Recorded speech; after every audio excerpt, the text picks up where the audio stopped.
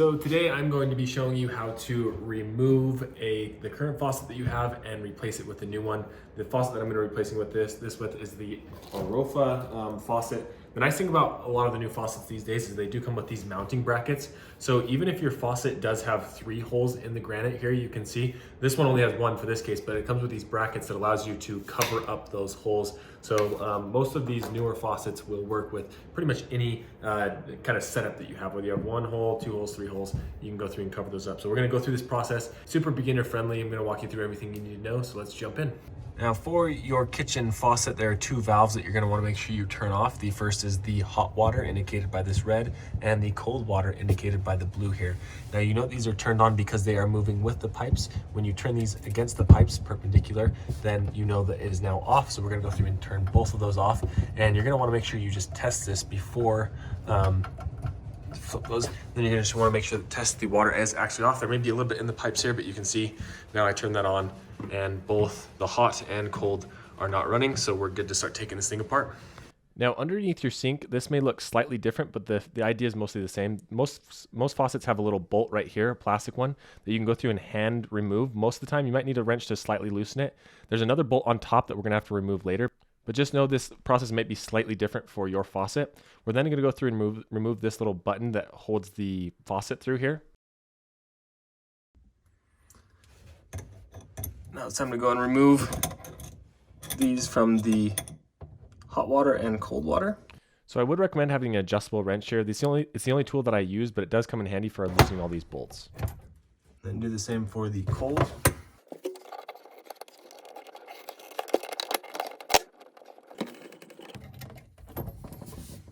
And you can see here there's one more nut at the top that we got to go through and remove to get this thing out here. So this one is probably the most difficult to get rid of. So once you're here, you're pretty much in the home free. Dad, use that first.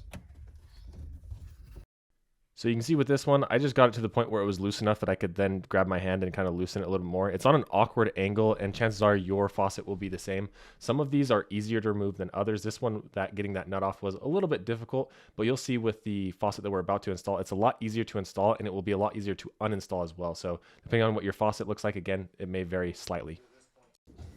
What you'll be able to do at this point is then pull all of this out here. Just like that. So as you can see here, we have this Arofa sink that we're gonna get ready to install. If you have a setup where you have 3 holes and you wanted to get this faucet, you totally could get that, because you can see here, if you did have a hole right here and a hole right here, this bracket is able to cover that up. So that's the purpose of that. If you have a setup like mine where you only have the 1 hole that just comes through here, then you don't have to use this. I'm personally not going to, but just something I want you to be aware of. So first thing we're gonna do is take this right here, and the nice thing is they have these all kind of zip tied together, so we can just kind of put these through these holes. You're gonna grab all these and just kind of loop them through here. Put this down just like this, and you're gonna see we have this little thread here. We're gonna go through and screw this on the bottom, and they make this really easy the way that this goes through and installs. So we're gonna put that right there. We can kind of let it hang there for a minute. And then from here, we're gonna go through and install the rest. You can see that we have the actual mounting bracket inside of this pack, and then we have the weight as well to help keep this thing in place. So now let's go underneath the sink and show you how to set the rest of this thing up. And now what's really nice about this Arofa sink is this easy connection here. What we're gonna do is we're gonna take the steel gasket, and then we're gonna take the rubber gasket, and we're gonna put those on top of each other. We're gonna grab all of these pieces right here, and we are going to thread them through just like this. Push these through. The black one, it may take a little bit of screw or a little wiggling, and then there we go, we have that. I'm gonna take this all the way up to the top here and screw it in right there in between that crack. I'll get a closer view. So you see, we're just gonna bring this all the way up here, and I really like this setup because then you don't need his tools. It's hard enough to get up here sometimes, but this setup allows you to kind of hand tighten this and bring it all the way through, which is really convenient. And I will leave a link to this faucet down below in case you wanted to use the same one I use in this video. I got it off of Amazon, so it gets shipped really easily. So next we're going to unscrew all these to kind of get them all separated here. And then we are looking for this part right here. This is an indicator on where to install the weight. So we're gonna grab this weight that comes with the faucet, and we're gonna open up that weight. We're gonna grab this right here, and we're just gonna simply put this there and install the weight just like that. You can see once we put that weight on there, what that does is it keeps this where it's supposed to go. So when you pull this, there's just enough resistance that when you let go, it goes back up. The final steps is to identify your hot water and your cold water and to connect the faucets accordingly. Our blue threads going throughout here indicating that this is the cold, and then you have red indicating that this is the hot. So we're gonna go through and screw these on right here. And you may want to give these just a little bit of a tighten with a wrench. And now now this faucet is actually installed.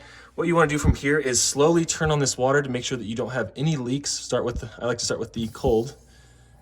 And you can see it looks like we are all good. And then now we can go through and do the hot slowly and make sure there are no leaks again.